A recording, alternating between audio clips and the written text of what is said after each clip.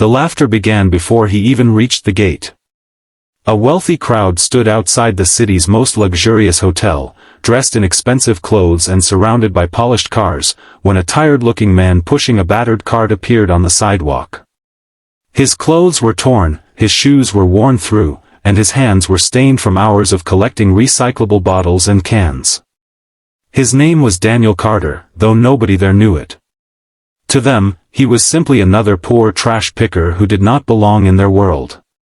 What they could never have imagined was that beneath those worn clothes was the man whose business empire stretched across continents, whose investments employed hundreds of thousands of people, and whose personal fortune made him the richest man in the world. Daniel had deliberately chosen that appearance. For years, he had watched people change the moment they discovered someone was wealthy. Strangers who ignored him suddenly became friendly when they learned about his money. Businessmen praised him while secretly calculating what they could gain from him. Even people who called themselves generous sometimes treated the poor with impatience when nobody important was watching.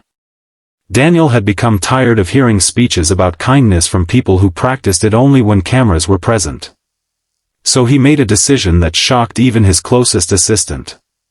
For 30 days, he would leave behind his luxury apartment, expensive suits, private drivers, and security team. He would live as an ordinary man and quietly observe how people treated someone they believed had nothing to offer them. That morning, Daniel had spent hours collecting plastic bottles from the streets. His back ached, his stomach was empty, and the summer heat made every breath feel heavy. Yet he kept working because he wanted to understand the people whose struggles his foundation claimed to support. As he approached the hotel, several wealthy guests noticed him. One woman in an elegant dress covered her nose and laughed with her friends. Another pointed toward his cart while shaking her head. A businessman standing nearby looked Daniel up and down and sarcastically applauded, as if the poor man were performing for entertainment. Daniel lowered his eyes and continued walking, but inside, every cruel reaction became another painful lesson.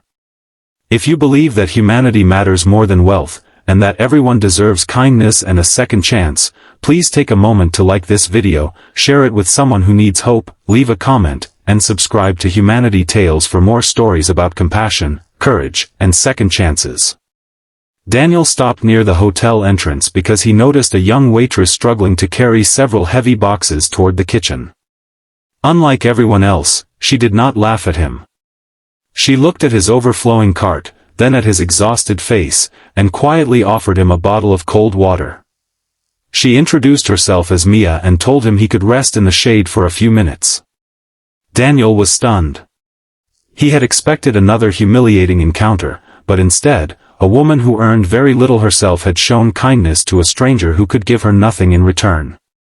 Before Daniel could thank her properly, the atmosphere suddenly changed. One of the wealthy guests, a man named Victor, stepped toward him with a group of friends. Victor was the kind of man who measured people by their watches, cars, and bank accounts. Seeing Daniel sitting near the entrance, he decided to entertain his guests. He mocked Daniel's clothes, made jokes about his cart, and suggested that someone like him should stay away from places where successful people gathered. The others laughed loudly. Daniel remained silent, but Mia stepped forward and asked them to stop. Victor laughed at her too, warning her not to defend someone who was worthless. Those words struck Daniel harder than the insults directed at him. Not because he was wealthy, but because he remembered how many people in poverty had probably heard the same words throughout their lives. He remembered children who were embarrassed by old shoes, parents who skipped meals so their families could eat, and workers who were treated as invisible because society had decided their jobs made them less important. Then something unexpected happened. Daniel's battered phone began ringing. He ignored it once. Then twice. Finally, he answered. His assistant's urgent voice came through, explaining that an emergency meeting was waiting for him. The assistant reminded Daniel that the board of Carter Global Holdings was assembled and that several international executives were already on their way. Victor overheard enough to laugh again. He assumed the poor trash picker was pretending to be important. But Daniel calmly looked at him and said that the meeting could wait a few more minutes because there was something more important he needed to see first. At that moment, several black luxury vehicles pulled up outside the hotel. Security personnel stepped out, followed by executives in formal suits. Everyone became silent when they saw Daniel. The head of his company approached him respectfully and greeted him as Mr. Carter. Victor's smile disappeared. The guests who had been laughing suddenly looked frightened and confused. Daniel removed the old cap from his head and stood quietly. He did not need to shout.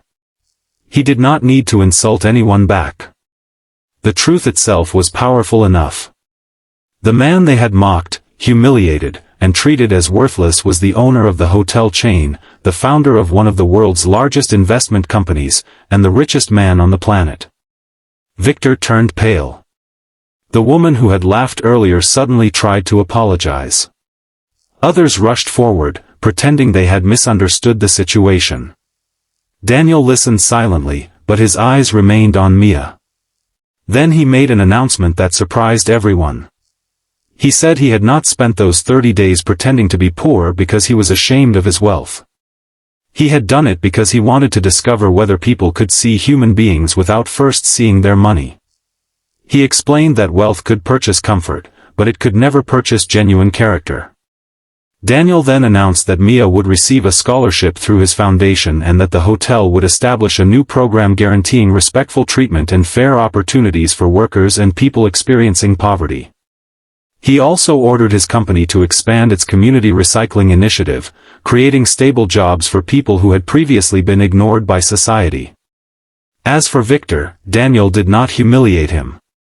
He simply told him that the greatest punishment was not losing money or status. It was realizing that his own behavior had revealed who he truly was. Victor stood speechless as the crowd slowly dispersed. Months later, Daniel returned to the same street, but this time he arrived without disguises. He found Mia helping organize a community recycling center funded by his foundation. Children were learning about environmental responsibility, workers were earning fair wages, and people who had once been ignored were finally being treated with dignity. Daniel looked at the old cart he had used during those 30 days and kept it as a reminder. It reminded him that the world did not need more people impressed by wealth. It needed more people willing to recognize humanity in someone who appeared to have nothing. And perhaps that was the greatest lesson of all. Sometimes the person society looks down on may be carrying a story far greater than anyone can see. A poor appearance does not make a person poor in worth, and a rich appearance does not make a person rich in character. Before the final moment, comment, humanity comes first, if you believe every person deserves dignity, regardless of their clothes, job, or financial situation. And if this story touched your heart, please like, share, and subscribe to Humanity Tales. Your support helps these stories reach someone who may need a little hope today. Because Daniel learned something that money could never teach him, true wealth is not measured by what you own, but by how you treat people who have nothing to give you in return.